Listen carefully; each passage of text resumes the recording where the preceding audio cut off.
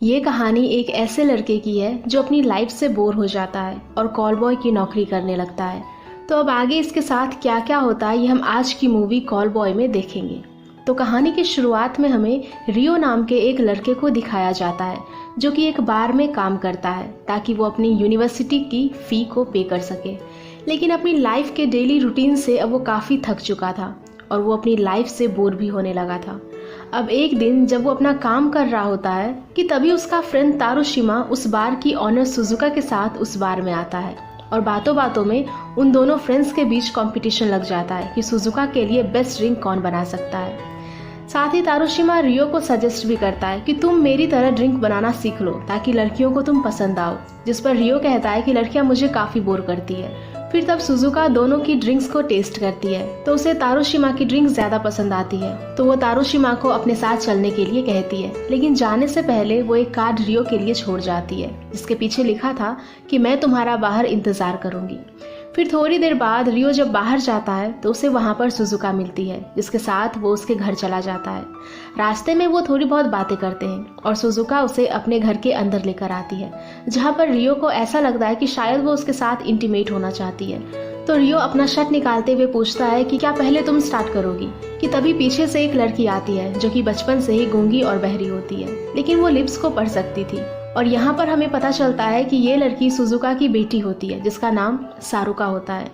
Shizuka रियो से कहती है कि मैं तुम्हारा परफॉर्मेंस देखना चाहती हूँ ताकि तुम मेरे लिए काम कर सको, जिसके बाद वो उसे अपनी बेटी के साथ इंटीमेट होने के लिए कहती है और वहीं बैठकर उन दोनों को देखते रहती है। स्टार्टिंग में रियो को तो काफ़ी अजीब लगता है पर वो जैसे तैसे अपने काम को फिनिश कर देता है, जिसके बाद सुजुका उसे $10 देते हुए कहती है कि तुम इससे भी अच्छा परफॉर्म कर सकते थे।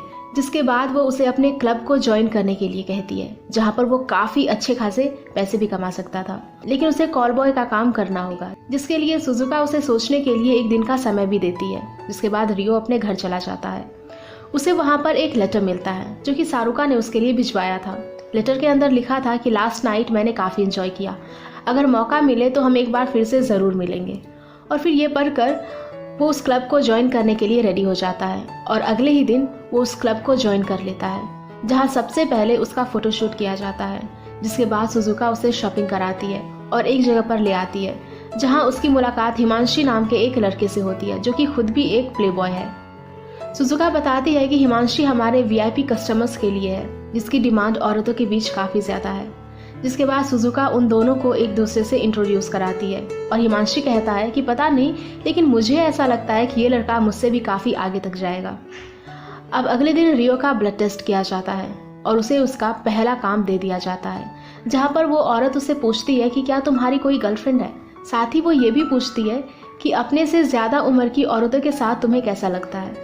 तो रियो कहता है कि मैं जब उनसे प्यार करता हूँ तो मैं उनके सामने खुद को एक बच्चा समझता हूँ। मुझे बचपन से ही अपने से ज़्यादा उम्र की औरतें पसंद है। मुझे नहीं पता कि औरतें खुद को एज से कंपेयर क्यों करती है। और फिर ये सुनकर वो औरत चुपचाप वहाँ से जाने लगती है और ये देखकर रियो काफ़ी कंफ्यूज होने लगता है कि इसका मतलब वो क्या समझे।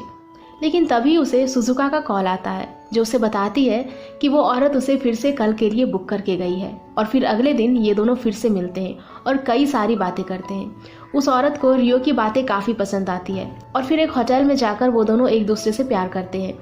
अब उसी रात रियो सुजुका से मिलने के लिए उसके घर जाता है जहाँ पर वो उसे उसके काम के पैसे देते हुए कहती है कि उस औरत को तुम काफ़ी पसंद आए। और यहाँ वो रियो को और 2 काम भी देती है और पूछती है कि तुम्हें कैसा लगा, जिस पर रियो कहता है कि मुझे औरतों को जानने का मौका मिल रहा है। फिर अगले दिन रियो फिर से एक औरत से मिलता है जो उम्र में उससे काफ़ी बड़ी थी। उसे रियो की मासूमियत काफ़ी पसंद आती है। रियो औरत की फीलिंग्स और इमोशन को समझने लगा था, जिससे इम्प्रेस होकर वो औरत उससे अपने घर लेकर आती है जहाँ पर वो खूब सारी बातें करते हैं, जिस चक्कर में वो औरत उसके साथ इंटीमेट भी नहीं होती। अब अगले दिन सुजुका रियो के साथ डिनर पर जाती है जहाँ साथ में उसकी बेटी सारुका भी होती है। सुजुका रियो को बताती है कि उसके क्लाइंट्स ने बताया कि जब वो तुम्हारे साथ होती है तो वो अपने एज डिफरेंसेस को भूल जाती है। उसे ऐसा लगता ही नहीं है कि वो किसी छोटे लड़के के साथ है। इस पर रियो कहता है कि जब मैं 10 साल का था तभी उसकी माँ 37 साल की थी और तभी उनकी मौत भी हो गई, जिसका जिम्मेदार रियो खुद को ही मानता है। तो तब से उसे उस एज की औरतों को खुशी देने में खुशी मिलती है। और जब कोई औरत मुझे बताती है कि मैं 37 साल की हूँ तो मैं उन्हें इमोशनली कनेक्ट कर लेता हूँ। जिसके बाद रियो अपनी माँ को याद करते हुए रोने लगता है तो सुजुका उसे अपने गले से लगा लेती है। अब अगले दिन रियो अपने दूसरे क्लाइंट कपल के पास जाता है जहाँ पर वो आदमी व्हीलचेयर पर बैठा हुआ था। वो रियो को अपनी वाइफ के साथ इंटीमेट होने के लिए कहता है। वो आदमी रियो से जैसा कहता है वो वैसा ही करता है और वो आदमी उन दोनों की वीडियोस भी बनाता है। और फिर आखिर में वो दोनों रियो की परफॉर्मेंस से काफी खुश होते हैं और वो उसे एक्स्ट्रा बोनस भी देते हैं, जिसके चलते रियो का प्रमोशन भी हो जाता है और उसे भी वीआईपी क्लाइंट्स मिलने लगे थे। अब एक दिन रियो जब बार में होता है तो उसकी फ्रेंड मेगुमी उससे मिलने आती है जो उसे कॉलेज में नोट्स दिया करती थी। उसे इस बात का पता चल चुका था कि रियो कॉल बॉय की जॉब करने लगा है, जिससे वो उसके ऊपर काफी गुस्सा होती है कि वो इस गलत काम में कैसे चला गया। वो उसे समझाने की काफी कोशिश करती है पर वो उसकी एक भी नहीं सुनता, जिसके बाद वो वहां से चली जाती है। अब अगले दिन रियो को उसकी एक नई क्लाइंट मिलती है जो कि एक ओल्ड लेडी थी जिसका आज बर्थडे भी था।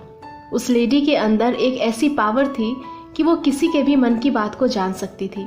तो वो रियो का हाथ पकड़कर कहती है कि तुम जो चाहो मुझे बता सकते हो। लेकिन रियो कुछ बोल पाता इससे पहले वो लेडी उसके हाथ को पकड़कर खुद को सेटिस्फाइड महसूस करने लगती है, जो बात रियो को काफी अजीब भी लगती है। अब इसके बाद वो सुजुका के पास आता है जो उसे बताती है कि तुम काफी हार्ड वर्क कर रहे हो तो तुम जो चाहो मुझसे मांग सकते हो। जिस पर रियो कहता है कि मैं तुम्हारे साथ इंटीमेट होना चाहता हूँ। जिस पर सुजुका उसे एज डिफरेंसेस के बारे में बताती है, लेकिन रियो को इस बात से कोई फर्क नहीं पड़ता। फिर वो उसके पास जाकर उसे किस करने लगता है, लेकिन सुजुका उसे अपने से दूर कर देती है। फिर तभी सारुका वहाँ पर आ जाती है तो रियो कहता है कि वो सारुका के साथ फिर से उस टास्क को करना चाहता है, जिस पर सारुका भी हाँ कह देती है। फिर तभी सुजुका को उसके क्लाइंट का कॉल आता है तो वो रियो को उसके पास भेज देती है। लेकिन जब रियो अपने क्लाइंट के पास पहुंचता है तो वो काफी शॉक हो जाता है क्योंकि वो उसकी ही फ्रेंड मेगुमी होती है जो कि उसे कॉलेज में नोट्स दिया करती थी। मेगुमी कहती है कि तुम तो काफी एक्सपेंसिव हो, तुम्हें बुक करने में मेरी पूरे 1 मंथ की सैलरी चली गई। और ये कहते हुए वो उसके पास जाती है और वो दोनों एक दूसरे के काफी करीब आ जाते हैं। मेगुमी कहती है कि मैं तुमसे पहले से ही प्यार करती थी, लेकिन अब तो तुम मुझसे काफी दूर जा चुके हो। जिस पर रियो कहता है कि तुम मुझे कभी भी बुक नहीं कर सकती, और ये कहकर वो रोने लगता है। अब काम पूरा होने के बाद वो सुजुका के पास जाता है जहाँ पर वो उसे बताती है कि वो HIV पॉजिटिव है, जिसके चलते वो उसके साथ वो नहीं कर सकती जो वो चाहता है।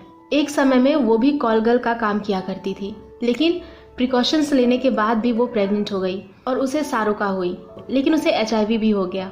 लेकिन रियो कहता है कि मैं तुमसे प्यार करने लगा हूँ कि तभी सारुका भी वहाँ पर आ जाती है जो सुजुका से कहती है कि ठीक है, आज मैं भी देखना चाहती हूँ कि तुम मुझसे कितना प्यार करते हो। जिसके बाद रियो सुजुका की बेटी सारुका के साथ टेस्ट देने लगता है, जिसे देखकर सुजुका भी एक्साइटेड होने लगती है। अब अगले दिन रियो जब एक बार में होता है तो सारुका उसके लिए सुजुका का मैसेज लेकर आती है, जिसके अंदर लिखा था कि पुलिस को हमारे काम के बारे में सब कुछ पता चल चुका है, लेकिन चिंता मत करो, मैंने सारा डेटा डिलीट कर दिया है, जिसके चलते तुम्हें परेशान होने की कोई जरूरत नहीं है। साथ ही मैंने तुम्हारी माँ के बारे में भी पता लगाया कि तुम्हारी माँ भी कॉल गर्ल का काम किया करती थी, और ये बात मुझे गार्ड से पता चली जहाँ तुम्हारी माँ जाया करती थी, और तुम्हारी माँ की मौत हार्ट अटैक की वजह से हुआ था, ना कि तुम्हारी वजह से, तो खुद को ब्लेम करना बंद करो। फिर आखिर में ये लिखा था कि अगर मैं जिंदा रही तो सारुका, मैं और तुम साथ रहेंगे। अब अगले सीन में रियो उस ओल्ड लेडी के पास पहुंचता है जो उसका हाथ पकड़ लेती है और उसे कहानी सुनाने लगती है, जिसके बाद वो दोनों एक दूसरे के काफी करीब आ जाते हैं। अब आखिर में हम देखते हैं कि सारुका एक कंपनी में जॉब करने लगी थी और रियो अपने कॉल बॉय की जॉब को जारी रखता है। एंड इसी के साथ ये मूवी यहीं पर खत्म हो जाती है। सो गाइज, अगर आप लोगों को ये मूवी पसंद आई हो तो प्लीज़ वीडियो को लाइक करना, शेयर करना और ऐसे वीडियोस के लिए हमारे चैनल को सब्सक्राइब भी कर देना।